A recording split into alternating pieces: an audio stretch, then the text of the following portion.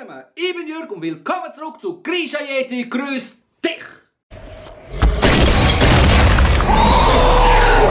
Dir ist das Format unbekannt, es ist nicht schwer, ich erkläre dir es kurz. Ich kann eure Fragen beantworten und die grüße, wenn du das möchtest. Also, wenn du eine Frage an mich hast, schreib einfach jetzt unten in den Kommentar rein, Hashtag Frage und dann natürlich deine Frage. Möchtest du einfach grüßt werden von mir, dann schreib unten her, Hashtag grüß mich und dein Name. Wie du gesehen hast, ist das Format ganz simpel und einfach aufgebaut. Nichtsdestotrotz ist es richtig geil und mir macht es absolut Spaß. Ich hoffe auch, du hast den Spaß dran. Wenn das der Fall ist, vergiss nicht, meinen Channel kostenlos abonnieren und natürlich dem Video einen Daumen nach oben da lassen. Fangen wir doch mal mit den Fragen an. Fipsi fragt, welches Team würde ich nach der Colorado Avalanche supporten? Die Frage ist ehrlich gesagt gar nicht so schwer für mich zu beantworten, aber es hängt auch mit dem zusammen, weil es eine Colorado Avalanche gibt. Und zwar wären das Detroit Red Wings. Denn die haben mit den Fs extrem geile Auseinandersetzungen, keine Rivalitäten. March 26th. Osgood's not going over. Yeah, yeah, he is. Oh, yeah! Holy jumping! I don't believe this. Fans to get him loose. Oh, Patrick's got a couple there.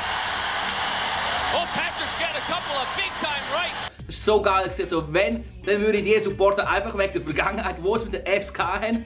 Jedoch wenn es selbst noch gar nicht würde gehen, mit wem wer denkt sich, keine Ahnung, also dann wäre es für mich schwer, aber weil es in der Vergangenheit gegeben hat, sind es Detroit Red Wings. Smasher06 hat eine sehr ähnliche Frage und zwar möchte er wissen, für welche Mannschaft ich Fan wäre vor der Nationalliga an, wenn es der HC Davos nicht geben würde. Für mich ist es auch nicht schwer, um diese Frage zu beantworten, denn da ist es sehr ähnlich wie mit der Avalanche und zwar wäre es der SC Bern, weil die einfach geile Auseinandersetzungen haben mit dem HC Davos. Die Matches sind immer geil und auch sonst hat Bern einen geilen Spielstil, der mir gefällt. Also von dem her, wenn es der HC nicht würde geben, wäre ich SC Bern-Fan. Fipsi hat eine weitere Frage und zwar möchte er wissen, wer mein Lieblings-Hockeyspieler ist. Wer wundert's, es ist ein Spieler von der Colorado Avalanche und zwar ist es der Nathan MacKinnon.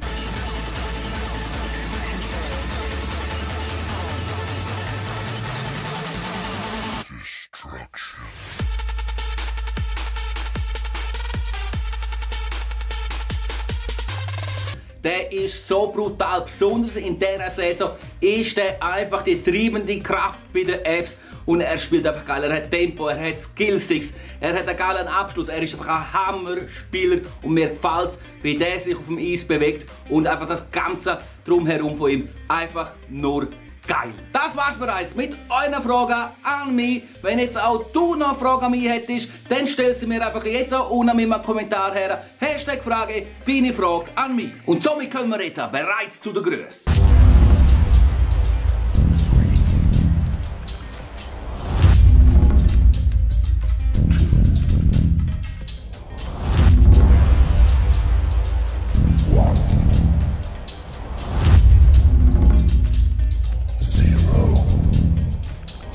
Luca, Philipp, Silvan, Linus, Manuel, Andrin und zum Schluss noch der Joshua. An sich könnte ich das Video jetzt an dieser Stelle beenden. Ich habe jedoch noch einen wichtigen Punkt, den ich möchte ansprechen und zwar geht es um die EVZ-Karriere. Ich finde es richtig geil, wie ihr die feiern, wie ihr die supportet mit euren Likes, mit euren Kommentaren. Ein richtig fettes Dankeschön an dich für deinen Support.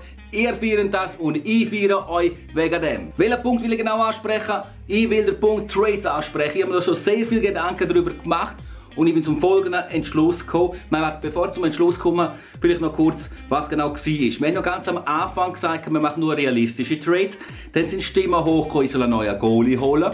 Ich habe eine entsprechende Umfrage gemacht. Das hat ein Resultat gegeben für die Mehrheit, aber mit dem sind nicht alle zufrieden gewesen. Das sieht man auch jetzt wieder mit den Kommentaren entsprechend dem Tobias Stefan. Sagen, ja, zum Glück ist er weg. Also nein, er ist noch wissen, ja, zum Glück hast du jetzt Genoni geholt, andere sagen, bald ja Stefan, wegen dem schaue ich diese Serie. Also ihr merkt, nicht jeder will das Gleiche, obwohl die Mehrheit ja etwas abgestimmt hat, aber ist ja logisch, wenn einem das nicht passt, dann soll er es auch mitteilen, das finde ich auch gut. Jedoch das Ganze macht es mir schwer, denn ich will es ja jedem recht machen und das geht nicht. Und aus dem Grund habe ich jetzt Folgendes entschieden. Es gibt keine Umfragen mehr, es gibt keine Wünsche mehr von eurer Seite. Ich mache jetzt die Serie so fertig, wie sie ist.